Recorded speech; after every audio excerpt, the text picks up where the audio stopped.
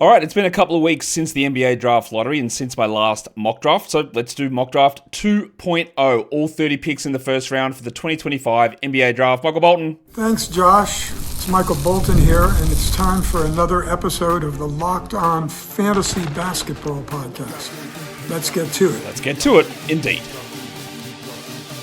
You are Locked On Fantasy, your daily NBA fantasy podcast. Part of the Locked On Podcast Network. Your team every day. Hello and welcome to the Locked On Fantasy Basketball Podcast, brought to you by Basketball Monster. My name is Josh Lloyd and I was once on Australian Gladiators. I'm also the lead fantasy analyst at basketballmonster.com, and thank you for making Locked On Fantasy Basketball your first listen every day. We are free and we are available on all platforms. You have seen a bunch of draft scouting videos that we've done over the last couple of weeks. You probably have checked out Locked On NBA Big Board on the podcast or on the YouTube, where James and Raf and Leaf and Rich are doing a bunch of draft scouting stuff there, so go check those guys out. You've seen my mock draft where I did the lottery straight after the NBA lottery, the first 14 picks, and now I'm expanding it out for the first time to the full first round, and then as we get closer to the draft, I will eventually go out to I think there's 59 picks in this year's draft. I think there's only one forfeited pick. Shout out to the Knicks. So I think that's the Jalen Brunson one. We'll go back and do that later on. But there's been some changes, and this is how my process works. I spend my time during the NBA season watching the NBA and providing a million shows and doing work 24 hours a day almost for the NBA. So I don't watch college basketball or international basketball. Then the regular season ends, and that's what I do. I start to get in on these players, and I watch. I look at numbers. I read other people's scouting reports, multiple people. I listen to other people's podcasts and YouTube videos. I talk to them, as you see on the show. And that all influences the way that I approach these players. You get little bits of nuggets of information across these guys to help form opinions. And I'll continue to do that up until the NBA draft in about 3 to 4 weeks' time. And that's why, not that these players are necessarily still playing games, but my opinions or the way I position them changes as I just gather more information. That is why I do 3 to 4 mock drafts usually, heading through as my opinions and information and all that sort of stuff alters on these guys. Am I right on this? Of course I'm not. Are you? Absolutely not as well. Nobody knows. We have our best guesses on how we think players will work. No one can be definitive on any of this stuff. You can't say, this guy is definitely the best player. No, you can't do that. I won't do that. Except I'll tell you, Flagg is the best player in this draft, but it's not that's not a guarantee. Anyone could jump up, honestly. There's so many weird development stories that happen every single year. So when we do have discussions about this, I try to be open to listening. I try to be open to variations of what a player can be. I don't like a concrete 100%, this guy is this. That's not how really anything works, scouting or development. What I'm doing here is I don't have inside sources with every NBA team, and I'm not here to tell you who the teams are going to pick. I'm going to tell you what I think the best situation is, or what the team should be doing in those in particular scenarios. And with this draft, there's very clear, I think, delineations in tiers where a guy could be the third best player in your mind, but how does it make sense on this team? And does it make sense for that team just to take the best player available by your calculations at that stage? I know that's a lot of information that I hope makes sense. It is World Parrot Day, so shout out to birds. As we look at this mock draft and how it possibly could all go. That's really what we want to know, but I know what's going to happen at pick number 1. And no, he is not being traded. They are not doing anything stupid with this pick. I know it's Nico Harrison. Nothing dumb is happening here. The number 1 pick is going to be Flagg from Duke, who is one of the best prospects that we've seen. Not as good of a prospect as Victor Wembanyama. Probably not as good of a prospect as Anthony Davis. Not sure about with Zion, but definitely better than Anthony Edwards. Definitely better than Zachary Richardson. Definitely better, I think, than Cade Cunningham as a prospect. Or maybe that's debatable.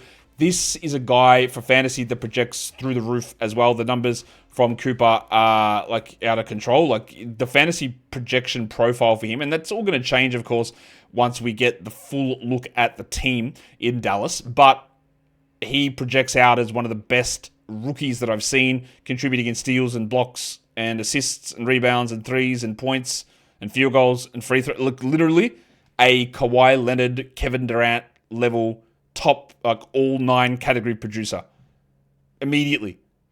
It won't be at elite levels immediately, but it's going to be immediate. This is a no-brainer pick. I don't believe he's a 3.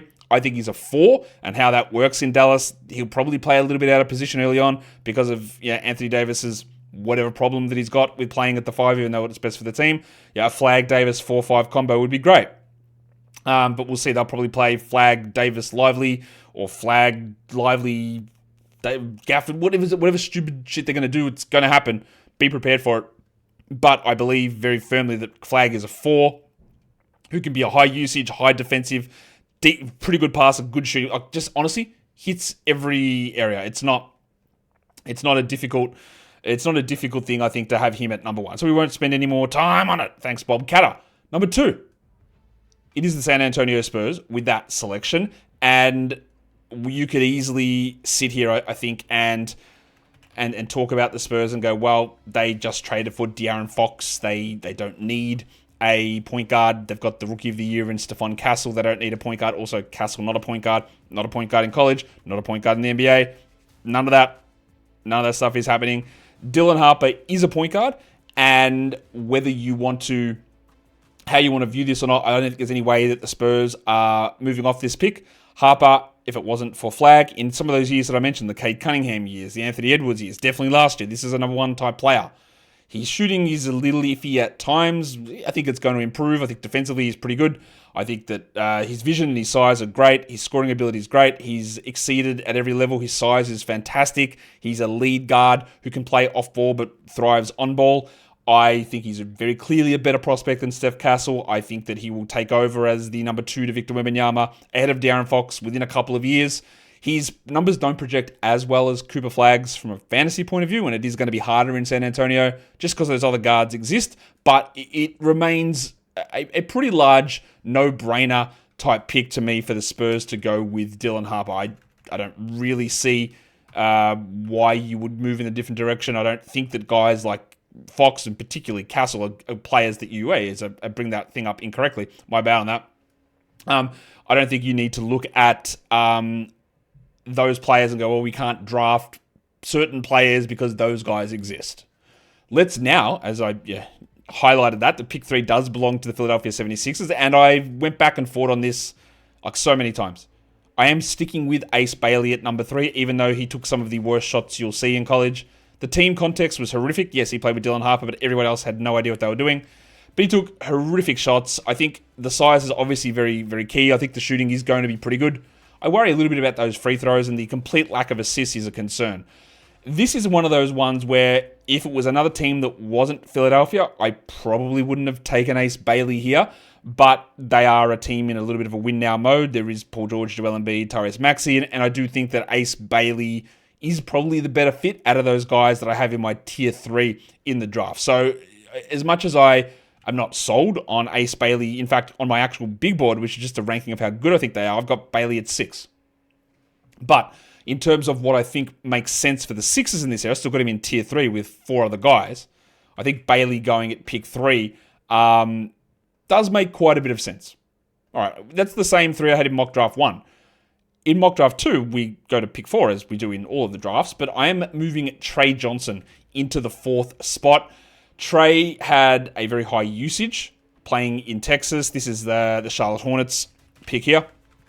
And when we're talking about value of guys, and we just talked about this yesterday with Leif Tulane and the value of being a lead guard, Trey has that ability. Trey has that skill. The shooting, 40% on 30 usage. Trey has that ability of being that lead guard. And at pick 4 to the Charlotte Hornets, yes, LaMelo Ball is there, and LaMelo Ball is a high usage player, and LaMelo Ball is a lead guard, but Trey Johnson, I think, works with LaMelo Ball. He can be off ball. He can play on ball. Brandon Miller, I believe, is better as a 3. TJ Shalland, don't worry about that one. Miles Bridges, is he going to be a part of the next Hornets team that is marginally good, which is the best I can say for Charlotte at this point? I don't know. But I think Trey Johnson gets the nod here for me at pick number 4. That'll bring us now to pick number 5, which is the Utah Jazz. And I think Trey Johnson would have made a lot of sense for Utah in this spot had I not just taken him, but I did take him, so unfortunately that's not going to be something that happens. So let's talk about what I think VJ Edgecombe could be for the Utah Jazz. The Jazz, they've had a lot of draft picks. They've been bad for a long time. We know this. but that doesn't mean that they've got the problem solved. Now, Edgecombe's a very high steals player who does have some usage concerns, and I'm not sure exactly where the shot is going to go for him, but I think at this spot, the value of Edgecombe makes sense for Utah. They have Keontae George there. We saw Isaiah Collier assume a role last season, and I think that putting someone like Edgecombe who can defend, whereas George can't, and a lot of those other guys can't, and there's a high level of feel and development, and maybe he doesn't need to be a high usage guy, though they probably still need that scorer. I think he's got some shooting upside as well, VJ. I'm not sold on this one at number 5, but it is the direction that I'm going to head, and I hope that it turns out to be a solid option. So let's recap the top 5 picks now in this mock draft. At 1, I went with Cooper Flagg, 2, Dylan Harper, 3, Ace Bailey, number 4, Trey Johnson, and number 5, I don't even know what to call him. I'll think of something good. VJ Edgecombe at number 5. Valdez Edgecombe Jr. at number 5. We're going to come back and talk about the rest of the first round. Before I do that, though, today's episode is brought to you by DoorDash. And during the NBA playoffs, which is absolutely right now, DoorDash is bringing the heat with a slam dunk deal for Dash Pass members during these 25 NBA playoffs. It's called They Swoosh and You Score. And anytime a player drops 50 or more points in a playoff game, Dash Pass members score a free 3-piece crispy tenders combo from Wingstop the very next day. Just place an order of $20 or more, use the code WINGSTOP50 at checkout, and that combo is yours. Crispy, delicious, and totally free. The offer is valid noon to midnight the day after the game. Terms apply, so just get ready for those big performances in the NBA Finals coming up. We've already got the Thunder in there. Pacers Knicks still going on, but it's probably might have been decided by now by the time you're seeing this. So sign up for Dash Pass and get those wings anyway. Unlock this and more exclusive deals all season long. When any player scores 50 plus in a playoff game, Dash Pass members can grab a free 3-piece crispy tenders combo from Wingstop the next day with a $20 order and code WINGSTOP50. That is Dash Pass, your door to more savings, more flavor, and more ways to win. Terms apply. So that's the top 5 picks done. Let's move across now to the 6th pick in this draft. And I went back and forward on this one, but there's been a lot of propaganda about this guy on this channel. Maybe some people have been a little bit down on him as well. But one thing that has always been brought up is the combination of Derek Queen needs probably to be paired with someone who's a really strong stretch big who can block shots. And the number 2 pick in last year's draft just sort of fits those categories. He fits that mold, and that is, of course, Alex Sarr. So I'm taking Derek Queen at number 6 to the Wizards. Queen has a really strong offensive game, almost like a guard in a big man's body with the ability to post up, to initiate offense, to be an efficient scorer. The free throw shooting is encouraging. I think the 3-point shooting will come around, not necessarily on big volume, but a high usage player that can play next to Alex Sarr, which one's the 4, which one's the 5, whatever. I think there is some switchability in Queen, and I think that the pairing of him there while getting some of that usage in there too. And Sarr's not a usage player very clearly and has a lot of struggles with his offense and his shooting. I do think that makes a lot of sense. Now, I was really close to putting the next guy here, which is the one I've got at number 7. Even as high, I think there is a possibility, and I think I will do one of these mock drafts where I go, screw like consensus, screw being safe. How do I just think these players are going to be? So let's put them in these spots. And I think there's a real chance that old mate Knueppel is the 3rd best player in this draft. He's not always going to be... Can he always be a guy that ramps up into being a lead guard? Not necessarily, but sometimes those lead guards don't work out. And I think with Knueppel's ability to shoot, pass, ramp up and down usage, not be completely disastrous defensively, I do think that there is some appeal or value or upside in him being like much better than even picking him at pick number 6 here going to the New Orleans Pelicans. The value of Knueppel is the value of him playing next to Herb Jones and playing with Trey Murphy and playing next to Zion. And that sort of a guy who can just fill in the gaps and can shoot at an elite level. And when the gravity is created by these other guys, imagine having Knueppel and Trey Murphy out there as shooters, enabling you to provide that more stability for Zion around him. And Knueppel can just do so many different things. And there's so many players on that team who can sort of pass and work out of position. So I do think that Knueppel makes a lot of sense. I could easily see him going higher than this. Whether he will or not, I'm not sure. Like, he could easily go... Honestly, he could go to Philadelphia at pick 3 to me. And the thing that scares me about it is like, it's too high. Okay, yeah, okay. But in 3 years' time, we might actually come back to it and go, well, who cares about being too high? And I will do a mock draft like that, but I think that Knueppel could easily be number 3 on the board. I've got him currently 4th on my overall board behind Trey Johnson, but I've got him sliding down to pick number 6. This is another one of these ones where I think it will be debatable as to why I have got Jace Richardson sitting at number 8. The Nets, I think it's relatively obvious. They need a ball handler. They need a lead guard type. It's also very clear that Jace Richardson is undersized. He wasn't a particularly high usage player at Michigan State. His assist numbers aren't through the roof. He's a bit of a combo guard, but he can shoot. He's an incredibly high feel player, and I think these high feel players, look at the way that the NBA Finals are shaping up. Shai Gilgeous-Alexander, an incredibly high feel player who worked on his shooting and worked into parts of the game. Now he's got some size, obviously. Tyrese Halliburton, another one of these guys who incredibly high field player. And I was wrong on Halliburton at the draft. I had him at like 12 maybe, or around that mark in that draft, because the shot's funky. He's a lead guard who never gets the line. Is that going to work? But everything about him said all the numbers translate unbelievably. Everything looks great here with Halliburton, and I sort of went against it. I'm not saying that Jace Richardson's the pass that Halliburton is. He's very clearly not. But the numbers still, they work in Richardson's favor unbelievably. He's got so many positive indicators. Yeah, he's a little bit small, but I think that with a player like this, I want to take the bet on it. And I think that him in Brooklyn, look, there's no one in Brooklyn where I look at them and go, they're a foundational piece. Cam Thomas, no. Clowney, no. Claxton, no. Sharp, no. Johnson, no. D'Angelo Russell, yeah, no. So I think Richardson's an interesting player, and I want to bet on some of those things that we saw, some of the numbers we saw, and some of the feel stuff that we saw from him as well. And I think that's really quite important. At number 9, Maluach from Duke, going up to the Raptors here for in this mock draft. And I had him at 7 in the last one, because I do think that there will be some shooting ability from Maluach, which would work next to Zion. I've got no problem with him going. I had him at 7. I've got no problem with him going that high, honestly. Maluach, a rim protector, elite level efficiency. Look at that, 71% from the field, 77% from the line. Yeah, he only shot 25% from 3, but at this height, 7'2", if you can protect the rim, shoot threes, and rebound, it can work in a lot of different spots. And Jakob Poeltl's 30 years of age. Yeah, Jakob Poeltl's a very good player. Maluach can come in and very clearly be a backup and then move into a starting role in a couple of years' time. So I haven't done a full profile on Maluach yet on the channel, but I am very excited about some of the things that he can bring, and that combination of maybe we see some ability for him to be a stretch big man.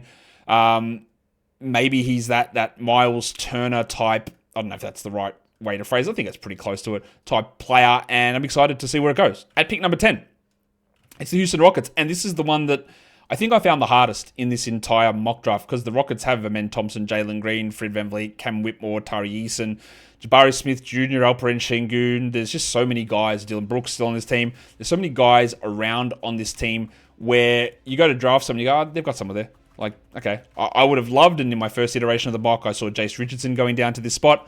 I would have loved Jace Richardson as a combination, but then you go, well, how does it work alongside Reed Shepherd? Maybe it doesn't. And in the end, I just took a guy that I think is going to have value around the league as a wing-sized defender who's not necessarily a high-usage player, fits in a little bit to the Rockets' ethos as well with their high defensive players. I would have loved someone who can be a really, really elite shooter. And look, to be fair, Bryant shot 37% from 3. He hit 2 threes a game. Maybe he can be a really good shooter. I would have loved an absolute knockdown type of shooter guy, which is what I think they need, with a little bit more usage involved. But to me, when I'm looking at this grouping of players, that archetype, that 3-and-D defender with elite sort of shooting or high-level upside shooting for Carter Bryant, is why I've got him going there at pick number 10 to the Houston Rockets.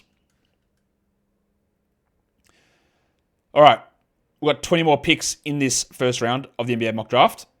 So let's go in and recap what we've done so far. Pick 1 was Cooper Flagg. Number 2, I went with Dylan Harper. Number 3, Ace Bailey. Number 4, Trey Johnson. Number 5, VJ Edgecombe.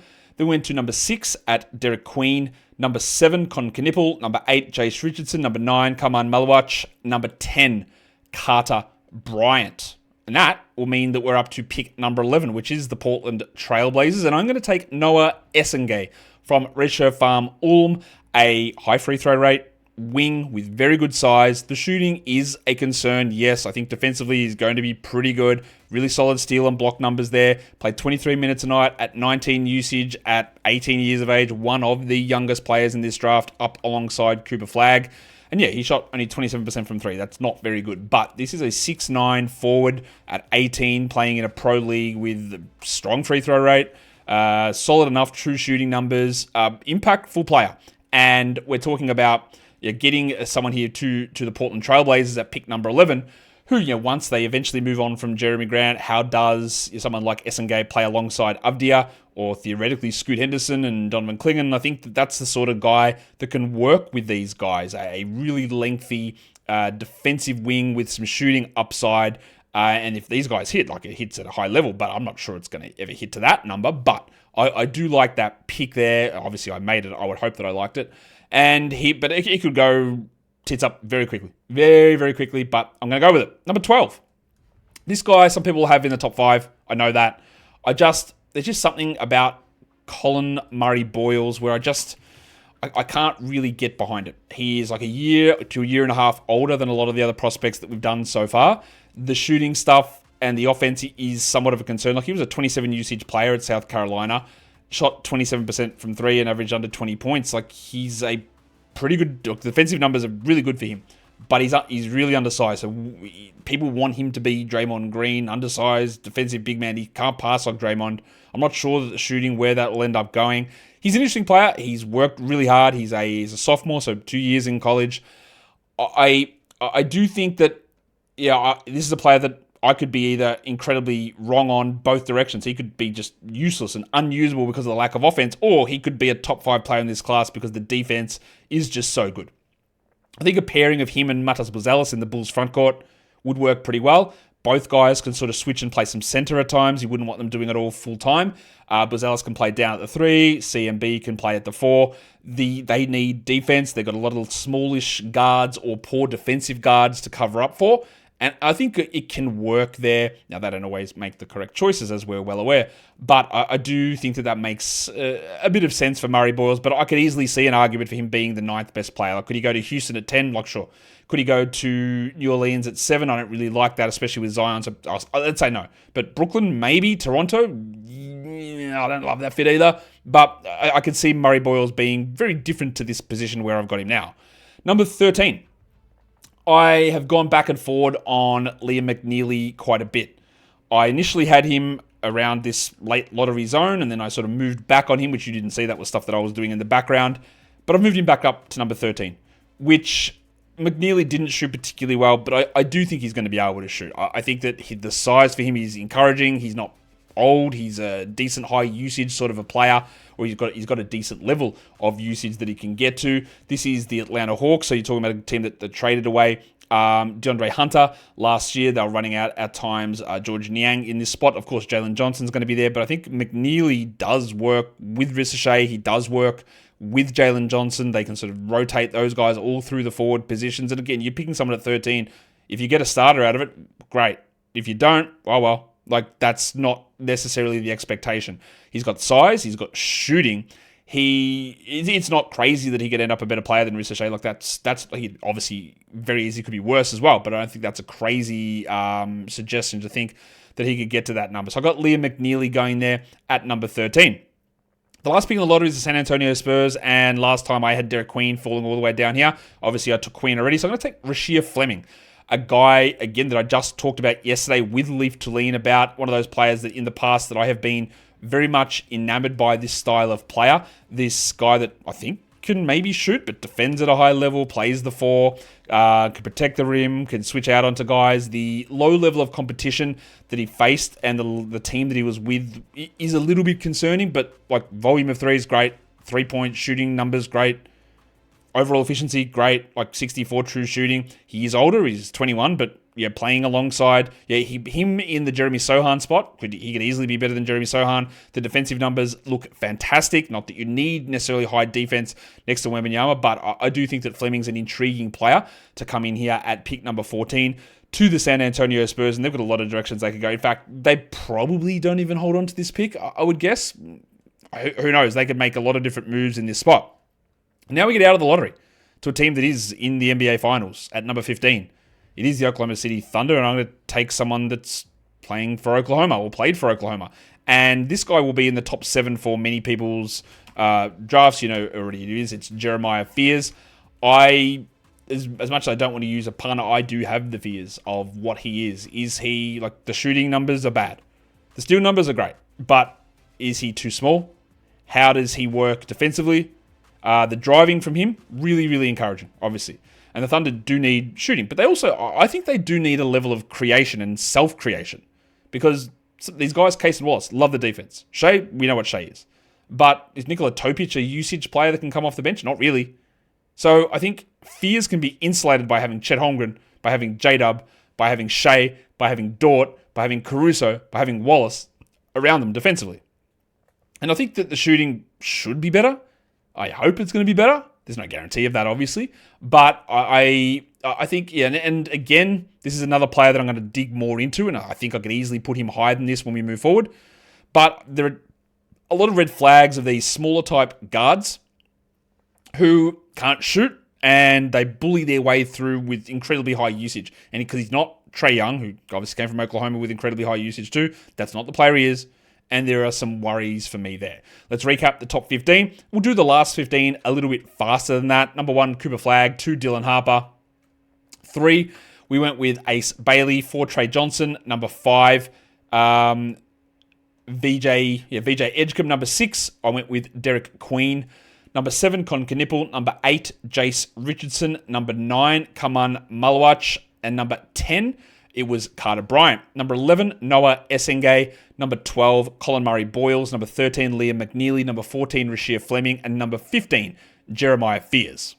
All right, now there are a few of these players in the back half of this first round that I haven't done the full player profile graphic that you see up on the screen, and that's including the guy that I have at pick number 16, which is going to the Orlando Magic. Now, I was desperately trying to find who can be a shooting guard, a lead guard sort of player, and I couldn't find anyone that I really loved in this area. And so the direction I decided to go with it is I decided, all right, Wendell Carter is fine as a center. I'm going to go with Thomas Sorba. Mo Wagner's coming off an ACL injury. Gogo Badadze struggled. Carter was fine at times, but I think Sorba, who's got some really, really intriguing statistical numbers and translations, will be someone that I'm going to take a look at in this spot for the Magic. I don't love this pick. And there are certain players that I might end up going with, but it's a little bit of a weirder area in this draft that I'm not super comfortable with some of the guys that I'd need to reach for, but we're also getting to the stage where there's a flattening of tiers. But Sorba was my last guy, or my second last guy left in tier 5, and I could see him easily going up even as high as like number 13 to be a backup to Onyeka Okongwu or something like that, even to 12 at Chicago. I really like Sorba, and I can't wait to break him down. Probably coming up next week that we're going to do that. At number 17, it's the Minnesota Timberwolves. And I'm going to take Kasparas Yakuchonis from Illinois here. Mike Conley might be, unfortunately for Michael, on his last legs. He didn't look great in the playoffs. He's obviously older. He started this season out with some struggles as well. And Yakuchonis is a pretty good passer, really high turnover level guy, and the shooting needs to come around. But this is the sort of, I know they drafted Rob Dillingham, but Yakuchonis is a lot bigger than Dillingham, and I think that he can work either alongside Dillingham, but more importantly alongside Anthony Edwards and Dante DiVincenzo if he happens to remain, and just getting someone else in there to be a point guard option to work alongside Ant. I think he's going to be important for Minnesota as they move forward. So that's the direction I'm going with that one. We've got pick number 18 now, which is back to the Washington Wizards, and I'm going to take an older prospect here, but a guy that worked so much on his passing, on his ball handling, and on his shooting. He pulled out of last year's draft, and that is Nick Clifford. Went up to 28 usage. He's 23 already, but a player like that with Keyshawn George, Bob Carrington, Jordan Poole, Alex Sarr, and then pick 6 in this draft, Clifford can fit in many different spots. He can ramp up and down. He's like, current Wizards player Justin Champagnie. I think going to be a better option than Champagnie, but that's the sort of player I could foresee Clifford becoming. That guy that can do multiple different things, but I think he's got more ramp-up ability in terms of offense and put the ball in his hands a little bit more at times. Probably not quite the defender that Champagnie is at this stage. At pick number 19, this one goes to the Brooklyn Nets, and I know at pick number 8, I took Jace Richardson, but that doesn't mean that the point guard position is solved, so I'm going to take Yegor Demon from BYU. Now, Demon is arguably, you can argue this if you want, the best passer in this draft class. He's a pretty good passer. The problem with him is, to me, is that the other stuff, like 27% shooting, terrible. 41 from the field, terrible. Incredibly, 14 points a game, not a high usage player. Defensively, the steals are okay. We haven't done a full profile on Demon yet either. Bad free throws, seem to be allergic at times to getting contact or driving into the rim, and you don't want that. So while there were some very encouraging signs early in the season, he seemed to get found out at times as the season went on. And this is just taking another shot to see, could Demon be the guy? Could Richardson be the guy? Now, he's got obviously incredible size. He is massive. As a point guard, he's 6'9". So is he more of a point forward? Maybe. And that, could that offset what happens with Jace Richardson, who could be a combo guard with this higher feel and shooting next to Demon's high or low usage, good passing, size type profile? Maybe. But I think they just need to take a couple of shots, even though that is the same position. At number 20, the Miami Heat, I'm going to go with the guy that a lot of buzz recently, Cedric Coward, a high-level shooter who's transferred and succeeded at every level that he's gone to, was going to go to Duke next season, but now has kept his name into the NBA draft, and just getting another shooter, this team that might end up waiving or trading away Duncan Robinson, the failure that is Terry Rozier at the moment, getting someone alongside Tyler Hero, Andrew Wiggins, and Bam Adebayo, and Kelly, where obviously Coward can fit in many different spots. Didn't really see much of him this season due to injury. Only played 6 games, but shot elite numbers from 3, strong rebounds, good passing. I think he fits in exactly the type of player that a lot of teams want, to be honest, and I could easily see myself moving him up my board as we move forward. But for now, I've got Cedric Coward coming in at number 20 to Miami. Let's recap the top 20 picks. Number 1, Cooper Flagg. Number 2, Dylan Harper. Number 3, Ace Bailey. Number 4, Trey Johnson. Number 5, VJ Edgecombe. Number 6, Derek Queen. Number 7, Knueppel. Number 8, Jace Richardson. Number 9, Kaman Maluach. Number 10, Carter Bryant. Number 11, I went with Noah Essengay. Number 12, I went with Colin Murray-Boyles. Number 13, Liam McNeely. 14, Rasheer Fleming. And 15, Jeremiah Fears. Number 16, Thomas Sorba. Number 17, Kasparis Yakuchonis. 18, Nick Clifford. 19, Yegor Demon. And number 20 was Cedric Coward. The next couple of my picks, I don't have the profiles up and ready to go, but that's okay. We'll just talk through them because we're getting towards the end of the first round here. At pick number 21, it is the Utah Jazz, who are back on the clock. And at pick number 21 for the Utah Jazz, I'm going to take French point guard, who at the start of this draft cycle, back before the season started, I would have had maybe as a top 5 player, and that's Nolan Traoré, who is a guy that had some struggles this season, but I still believe that it's very, very possible that he's better than Demon, that he's better than Yakuchonis, that he's better than Fears, and he becomes a top 10 player in this class. With Utah, with my pick 5, I took VJ Edgecombe, so I'm going to take Traoré again. I don't know that they've got their guard position sorted. Walker Kessler, you feel relatively confident about. There's Taylor Hendricks in there as well. You just want to take chances, and Traoré has a pretty high pedigree. And I just think there were obviously some struggles. I think St. Quentin, he played it this season, and I would be very, very happy to take that chance on Traoré at that stage.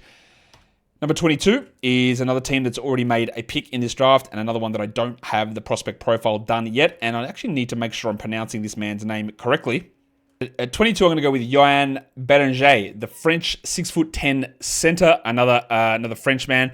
I could easily see him in that Thomas Sorba zone that I talked about earlier. I've got Bérenger in this tier 6, but when I dig into him a little bit more, it is very possible that I have him up in tier 4 with Maluach, up with Colin Murray-Boyles, in that zone. He's a really intriguing lob threat big man. Again, there are a lot of these sort of players in this area of the draft, and this is also an area of the draft where we're going to be seeing a lot of French guys, including the next Y, which is pick number 23. I'm going to go with Maxime Reynaud, who didn't play over in Europe. He played for Stanford this season. Reynaud is a shooting prospect big man, obviously French. He's 7 foot tall. We talked with Ralph Barlow about him on the show, how he improved some of his defense and his shot blocking towards the end of the season. The shooting stuff looks really strong. He was an incredibly high usage player. Now, he is a little bit older as a prospect. He's 22 already. This is the Indiana Pacers pick, who, again, by the time you're watching this, may have already qualified for the NBA Finals.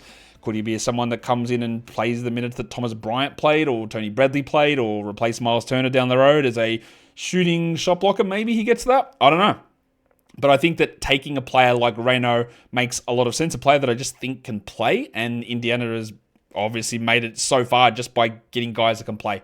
and putting them in ideal spots. And I think that Reynaud would make quite a bit of sense for Indiana at pick number 23. At number 24, this man has fallen quite a bit out of my first mock draft, and that's Asa Newell, who I had at number 13 originally, and he's one of these guys, again, much like a Rasheer Fleming, these big men who I think maybe can shoot, who can maybe be shot blockers, but I haven't seen it yet, whereas Fleming, I did see it. So that's obviously a plus there for like a Rasheer Fleming. Newell has the size, clearly. There are just quite a few things defensively and with the shooting that I do worry about with him, and I hope it's able to come along. But this is a Oklahoma City Thunder pick, and getting a guy like Newell to play with Chet and with Hartenstein and enable J-Dub to push down more to the three. Yeah, you got Jalen Williams, the other Jalen Williams, you got Kenrich Williams. Like, these sort of players, I think, can obviously thrive in this Thunder system. We got to hope that the shooting comes around, but they can also work around that sort of stuff. So I've got Newell going at 24, and then at 25, this is back-to-back. The Thunder and the Magic follow each other at 15 and 16. They also follow each other at 24 and 25. So Orlando on the clock at 25. And I'm going to get some shooting here, and that is Walter Clayton Jr., the senior from Florida, who we saw lead them to a national title this past season. Clayton is really high-level shooter, really high volume. He hit over 3 threes a game, 26 usage. He's 22 years of age. He shot 88 from the line. Is he a perfect fit? Well, maybe on the Magic team, yeah, like playing alongside Jalen Suggs, and you've got Franz and Paolo doing so much ball handling and being able to kick out, and he can work as a spot-up guy, but he can also work as a guy with a ball in his hands, second unit, like where Cole Anthony's been operating at times. So I do think that Walter Clayton makes a bit of sense here for the Orlando Magic in this particular spot. So let's recap that next group of 5 before we get into the final 5 of this draft. At number 1, of course, it is Cooper Flagg. At number 2, Dylan Harper. Number 3, Ace Bailey. Number 4, Trey Johnson. Number 5, VJ Edgecombe. Number 6, Derek Queen. Number 7, Con Knueppel. Number 8, Jace Richardson. Number 9, Kaman Maluach. Number 10, Carter Bryant. At number 11, I've got Noah Essengay. Number 12, Colin Murray-Boyles. Number 13, Liam McNeely. 14, Rasheer Fleming. 15, Jeremiah Fears. At 16, Thomas Sorba. Number 17, Kasparas Yakichonis. 18, Nick Clifford. 19, Diego Demon. 20, Cedric Coward. And then at number 21, it was Nolan Traore. It was at 22, we went with Johan Berenger. At 23, Maxime Reynaud. At 24, Asa Newell. And at number 25, Walter Clayton Jr. So the final 5 picks of the first round, we're going to go to pick number 26, which does belong to the Brooklyn Nets. I'm going to take Ben Saraf, the Israeli who's been playing in Germany, a taller point guard who had some really poor shooting numbers, but incredibly high usage, good assist numbers, good steal numbers. He's got good size. He's young. Again, just taking a flyer on a player who can develop into a ball handler, into a connective player if you get another high pick in future years. Saraf is going to fit on a lot of teams, not every team, of course. And I think he does have some scalability, which is an important factor, I think, when making draft picks. We'll see exactly how well that scale is, and we're at the end of the first round here, so we're not going to be getting elite level prospects necessarily, but I like Saraf here still in this spot. That brings us to pick number 27, which of course is still the Brooklyn Nets. So I'm going to take Danny Wolf, the point guard who's actually a center, who's 7 foot tall, who I think can stretch the floor, but maybe he doesn't stretch the floor as well as we think he does, but he's an elite rebounder. He's a very good passer. He fits into many different spots. He's 21 years of age. Daron Sharp's restricted free agent. Nick Claxton's probably not going to be there as a long-term play. And not necessarily that Wolf can be a center, but he's an interesting modern type of center with passing and shooting ability, as well as doing some of the old school defensive stuff, like the rebounding and defensively being a presence there. I think all of that is very clearly important. And that's where Wolf is able to come in and be quite a useful piece for any sort of team that's looking for him, or looking for a player in that area. So I'm going to take him at pick number 28 for your Brooklyn Nets. At pick number 27 for the Brooklyn Nets. At pick number 28, I'm going to go with the Boston Celtics selection. And this is a guy we haven't previewed yet, but Adu Thiro, who played for Arkansas. his teammate Carter Knox decided to go back to school. Thero, 2.1 steals per 36 minutes. The shooting is a concern, but defensive, connective player. They drafted Baylor Shireman last season. They're going to be without Jason Tatum, so Thero is not going to replace Jason Tatum, but a similar size, just an extra body to get in there to provide defensive ability, because some of the other guys like Hauser and Shireman are more offensive players. So Thero in there, just a nice development guy. They tried the guy that I cannot remember, Jordan Walsh, I think from Arkansas as well, a couple of years ago. Not that different of a prospect in terms of size profile and defense first. Walsh, we haven't really seen anything strong from at this point, but it's okay. He's young. Pick number 29, I'm going to take Noah Pender, and I could see Pender going way higher than this. I could push Pender up to number 18 with the Wizards, I think. I could push him to maybe, honestly, 15 with the Thunder. I could see Noah Pender being an option, but instead, it's a tough sort of area of the draft to always get your head around, especially for me at this stage anyway. So I'm going to go with Pender at pick number 29 to Phoenix. The Phoenix Suns are clearly in some sort of transition. They might not have Kevin Durant. We don't know what's happening with Bradley Beal. Pender is going to take time. He's got the size that you're looking for. The assists, the steals, the blocks, they're all really strong. The three-point shooting is encouraging. I hope that's real and able to stick. The volume is fine. He played for Le Mans in the French league, not the same as playing for like Ratio Farm. They're not pumping the minutes and the usage into the young guys, though he did still play a pretty good role for this team. So I do think that Noah Pender is a pretty interesting prospect at pick number 29. And then for the final pick in the first round, it is the LA Clippers. I'm going to go with Bogoljub Markovic, the 6'11", 7-foot big man from Serbia, played for Mega last season. We have seen Mega so many different times with so many different players, but he is one of these guys, one of these European big men. Like, can he protect the rim? Like, sort of. Can he pass? Yeah. Solid rebounder. 39% shooting from three, like a passing, shooting big man who's going to take some time, obviously, to develop. He's almost 20 years of age now, but the Clippers pairing him with former Mega Basket legend Ivica Zubac probably won't do much immediately. I think Markovic probably is a 4 versus a 5 long term, but there are some intriguing skill set pieces here for him. And you just want to take these opportunities to get a guy with a bit of weirdness, some assists and some rebounds out of a 7-foot tall guy. I like all of that stuff. That is the first round of my mock draft 2.0. Let's go and recap it. At pick number 1, Cooper Flagg, easy. Pick number 2, Dylan Harper. 3, Ace Bailey. 4, Trey Johnson. 5, VJ Edgecombe. Number 6, Derek Queen. Number 7, Con Knueppel. 8, Jace Richardson to the Nets. 9, Maluach to the Raptors. 10, Carter Bryant to the Rockets. And some of these ones I look back on and you're probably going to change some of these ones, and that's just how the process goes. 11, Noah Essengate. Number 12, Colin Murray-Boyles. 13, Liam McNeely. 14, Rashia Fleming. 15, Jeremiah Fears. 16, Thomas Sorba. 17, Kasparas Yakuchonis. 18, Nick Clifford. 19, Yegor Demon. 20, Cedric Coward. 21, Nolan Traore. 22, Johan Berenger. 23, Maxime Reynaud. 24, Asa Newell. Number 25, Walter Clayton Jr. And the final 5, number 26, Ben Saraf. Number 27, Danny Wolf. Number 28, Adu Thero. Number 29, Noah Pender. And number 30, Bogoljub Markovic. And that is the end of mock draft 2.0. It's a tough one. What I want to hear from you is I want to hear your critiques and go, I don't think that I would have this player there. I want to hear your thoughts on my takes on the players. Hey, if you can comment this stuff, I'm probably going to respond to it negatively. If you say things like, you're completely wrong, you don't know what you're talking about, this guy is definitely going to be this player. Like, let's all just understand that we don't know how development's going to go for a lot of these guys. We do our best guesses of how things we think will work in the current NBA, and let's debate and talk around it that way. Or be an arsehole. That's okay. I'm good with that. Guys, hit the thumb up on the video. Leave your comments down below. Guys, we are done here. Thank you so much for listening, everyone. See ya.